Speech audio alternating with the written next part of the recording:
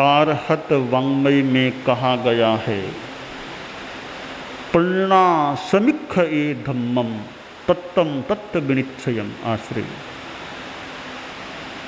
प्रज्ञा धर्म की समीक्षा करती है। मनुष्य के जीवन में शरीर का महत्व है, शारीरिक स्वास्थ्य का भी बड़ा महत्व है,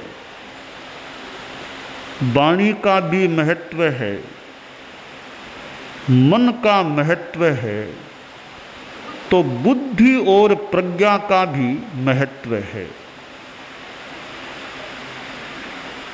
जिस आदमी के पास प्रज्ञा बुद्धि नहीं है, एक बड़ा अभाव है जीवन में।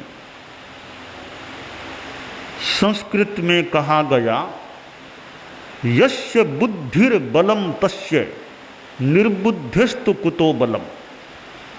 जिसके पास बुद्धि है उसके पास बल है, बौद्धिक बल है।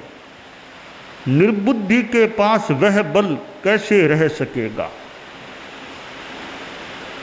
बुद्धि का प्राप्त होना अच्छा है, और मैं व्यक्तिगत रूप में तो बुद्धि का सपोर्टर हूं, समर्थक हूं कि बुद्धि का विकास होना चाहिए जीवन में। यह अगली बात है कि आदमी का उपयोग का रुझान क्या है बुद्धि के बारे में। यानी बुद्धि का उपयोग वह समस्या के समाधान में करता है अथवा समस्या के निर्माण में करता है। बुद्धि के द्वारा गुत्थी को और ज़्यादा उलझाया भी जा सकता है, तो बुद्धि के द्वारा गुत्थी को सुलझाया भी जा सकता है। बुद्धि के साथ भाव शुद्धि होती है, तो संस्कृत में जो कहा गया, शुद्धा ही बुद्धि किल कामधेनु। शुद्ध बुद्धि, भाव शुद्धि युक्त बुद्धि कामधेनु होती है।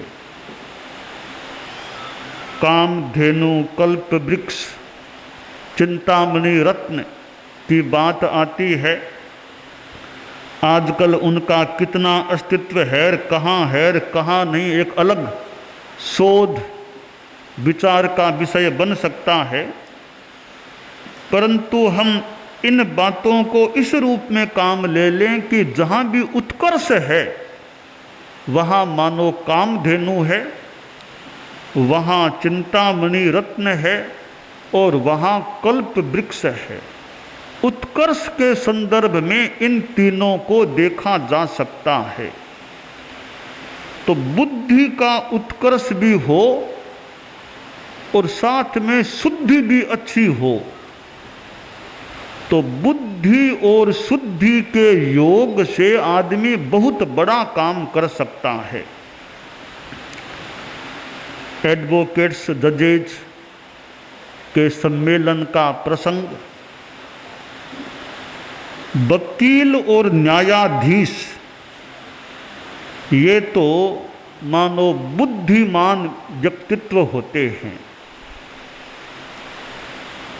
और जहाँ भी राष्ट्र है, संगठन है, समाज है, वहाँ आचार संहिता भी आवश्यक होती है। कॉन्स्टिट्यूशन, संविधान आवश्यक होता है, क्या मैनुअल होता है संस्थाओं में। हमारे यहाँ अनुशासन संहिता नाम दिया हुआ है। तो आचार संहिता, विधान, संविधान होना जरूरी है संगठन के लिए। तो जहाँ कहीं विधान की धाराओं का अवांछनीय लंघन होता है, उस पर नियंत्रण करना भी आवश्यक होता है। उस नियंत्रण के लिए न्यायपालिका की अपेक्षा होती है। डेमोक्रेसी में जहाँ न्यायपालिका का महत्व है, कार्यपालिका का महत्व है, विधायिका का महत्व है, प्रेस मीडिया का भी अपना स्थान है, विधायिका का बड़ा रोल है, तो कार्यपालिका का भी अपना रोल है। और जहाँ कहीं अतिक्रमण हो, लंघन हो, वहाँ न्यायपालिका का डंडा भी बड़ा काम करता है। हृदय परिवर्तन बहुत ऊंची बात है, पर हृदय परिवर्तन सब जगह हो जाए फिर तो न्यायपालिका कृतकृत्य सी हो सकती है, पर हृदय परिवर्तन सब जगह संभव लगता नहीं। हम लोग साधु संस्था के सदस्य हैं। समाज की दृष्टि से हमारे पास मुख्यतया प्रेम है, उपदेश है, हृदय परिवर्तन की बात है। तो हम तो प्रेम से लोगों को उपदेश देने वाले, भाई नशा मत किया करो, अनैतिकता नहीं करनी चाहिए, लड़ाई झगड़ा नहीं, ये प्रेम से बातें उपदेश के रूप में कह देते हैं। पर सरकार या न्यायपालिका के पास तो डंडा है। प्रेम से मानो तो ठीक, वरना डंडा अपना काम करेगा। डंडा भी है किस लिए? व्यवस्था कानून को बनाए रखने के लिए, समाज की, देश की, प्रांत आदि की व्यवस्था को अच्छा बनाए रखने के लिए। परम पूज्य गुरुदेव तुलसी ने अणुव्रत आंदोलन शुरू किया। परम पूज्य आचार्य महाप्रज्ञ जी ने अहिंसा यात्रा की थी। अणुव्रत और अहिंसा यात्रा के माध्यम से मूल्यों की प्रेरणा, मूल्यों का दिग्दर्शन कराया गया, बताया गया।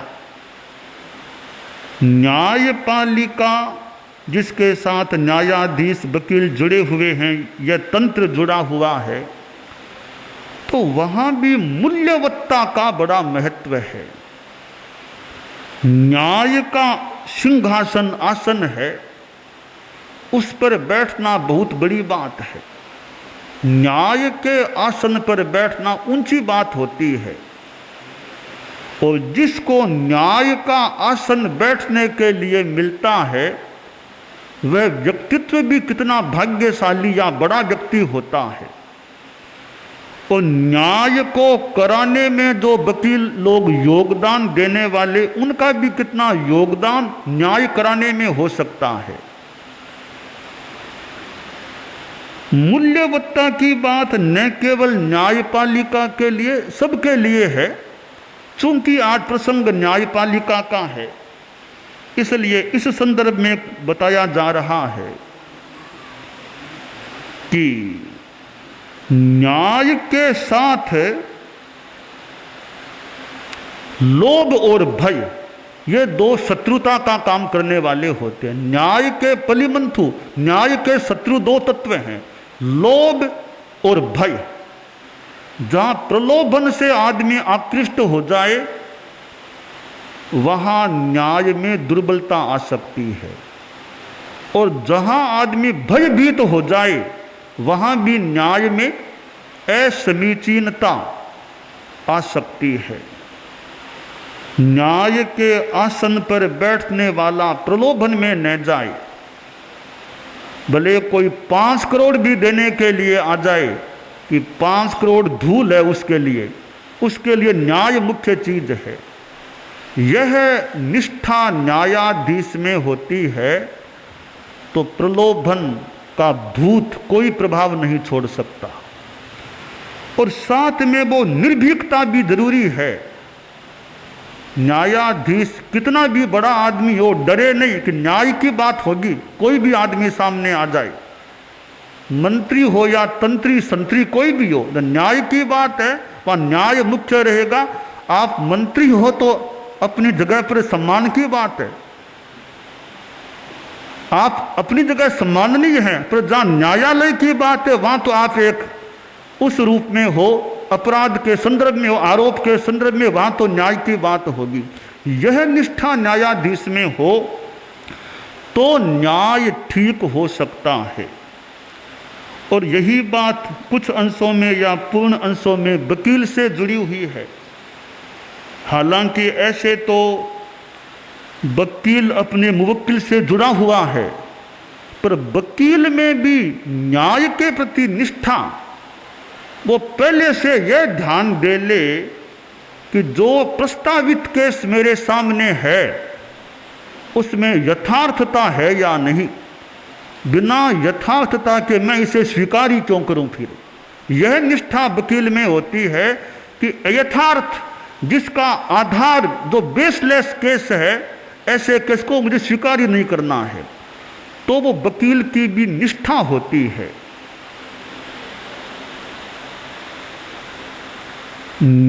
न्याय कराने के लिए पैसे की बात गौण रहनी चाहिए, मेरा जहाँ तक सोचना है। हालांकि वकील लोग, न्यायाधीश ज़्यादा इस बारे में जानते होंगे, पर मोटा मोटी रूप में हमारा विचार है कि जहाँ न्याय की बात वहाँ पैसा गौण, वहाँ न्याय ही मुख्य रहना चाहिए। निर्दोष आदमी को, निरपराध को कभी दंडित होने का मौका नहीं मिलना चाहिए। कई बार न्याय करने में विलंब होता है, पता नहीं क्या कारण। मेरा एक इसमें चिंतन है सहजतया कि उसका एक कारण यह होना चाहिए कि न्यायाधीश को विलंब होना तो मंजूर है, पर अन्याय उसे मंजूर नहीं है। न्यायाधीश को विलंब मंजूर, पर अन्याय मंजूर नहीं होता है। इसके कारण से कई बार न्याय में विलंब हो सकता है। कितनी सुनवाई करो, बात की गहराई में जाओ, फिर फैसला दो, तो और इतने इतने केस सामने, इतने इतने केसों की फाइलें सामने है, तो आखिर न्यायाधीशों की संख्या तो कम हो और केसों की संख्या बहुत ज़्यादा हो, तो फिर विलंब तो होगा ही होगा, मान के चले। अगर असली न्याय करना होगा और केस ज़्यादा, न्यायाधीश कम, तो विलंब तो फिर होगा ही होगा, यह मान करके चले। या तो न्यायाधीशों की संख्या भी खूब हो, केस संख्या में कम हो थोड़े, तो फिर न्याय कुछ जल्दी भी हो जाए, फैसला जल्दी भी हो जाए। खैर, अवांछनीय विलंब भी नहीं होना चाहिए कार्य में, न्याय फैसला देने में, और अन्याय किसी के साथ होना नहीं चाहिए। न्याय तो किसी के साथ जल्दी हो न हो, पर अन्याय नहीं होना चाहिए। निरपराध को दंडित नहीं किया जाना चाहिए। निरपराध को दंडित कर देना तो पाप होता है, निरपराध को दंडित करना पाप है, और अपराधी को भयवश छोड़ देना दुर्बलता होती है। तो न तो पाप होना चाहिए और न दुर्बलता होनी चाहिए।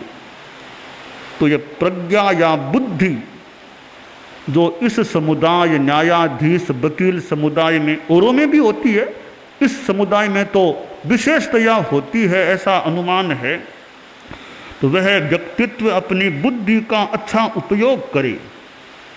परम पूज्य आचार्य महाप्रज्ञ जी ने एक बार एक छोटी सी कहानी या बात फरमाई थी, मुझे याद आ गई। आपके सामने कई लोग आ गए तो एक बात आपने फरमाई थी कि देखो, एक बार एक वकील कोई घूमते घूमते तेली के घर में चला गया। कोई पानी पीने के लिए किसी काम से तेली के वहाँ चला गया। तेली ने भी मान सम्मान किया, पानी पिलाया, बिठाया, आराम से वकील साहब बैठ गए। तो वकील साहब ने देखा कि तेली के घर में बाहर जो खुला मैदान है, बखल है, वहाँ बैल है, और बैल उस सर्किल में चक्कर लगा रहा है। बैल को देखा वकील साहब ने, फिर देखा कि उसके आँखों पर पट्टी है। तो वकील साहब ने पूछा, तेली भैया, तुमने इस बैल के आँखों पर पट्टी क्यों बांधी है? तेली बोला कि साहिब ये इसलिए बांध देता हूँ कि बैल को यह पता न चले कि मैं एक ही धुरी में सर्किल में घूम रहा हूँ, यह पता इसको न चले, इसलिए मैं इसके आंखों पर पट्टी बांध देता हूँ, ताकि बिना पता चले घूमता रहे घूमता रहे घूमता रहे। वरना आँखों से दिखेगा तो वो कहीं थकान महसूस करे, तो दिखे नहीं तो पट्टी इसलिए बांध दी। कहा यह बात तो तुम्हारी ठीक है। फिर पूछा, तेली भैया, इस बैल के गले में घंटी क्यों बांध रखी है? तो वो तेली बोला, साहिब ये इसलिए बांधी है कि मैं तो घर में काम करता हूँ और यह बैल बाहर घूमता है सर्किल में, तो मुझे यह पता चलता रहे कि हाँ बैल चल रहा है, यह जानकारी चलेगा तो घंटी बजेगी, तो घंटी बजने से बैल रुका नहीं चल रहा यह मुझे बोध हो जाए, इसलिए मैंने इसके घंटी बांध रखी है। यह बात तो ठीक है तुम्हारी। अब वकील के दिमाग होता है, वकील तो दिमाग वाला आदमी होता है, तर्क वाला।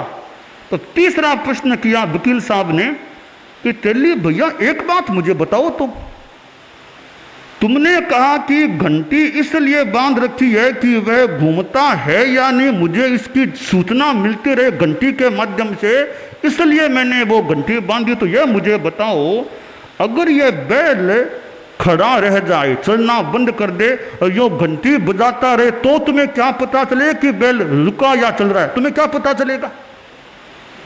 तब तेली बोला, वकील साहब यह बैल है, वकील नहीं है। यह बैल है, वकील नहीं है। इतना इसमें ज्ञान कहां पर है?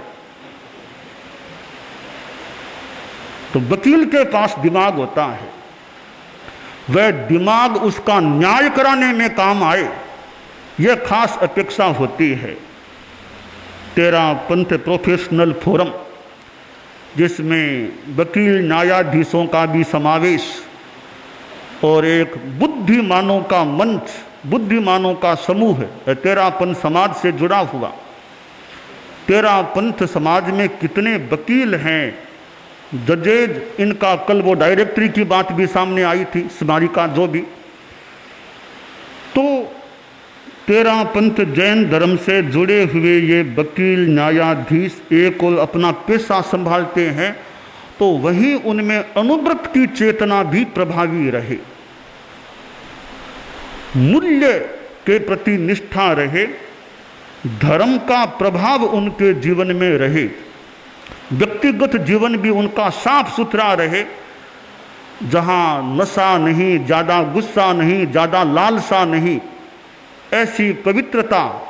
हालांकि गृहस्थ हैं फिर भी मूल्यवत्ता जितनी निखर सके उसका भी प्रयास होना चाहिए।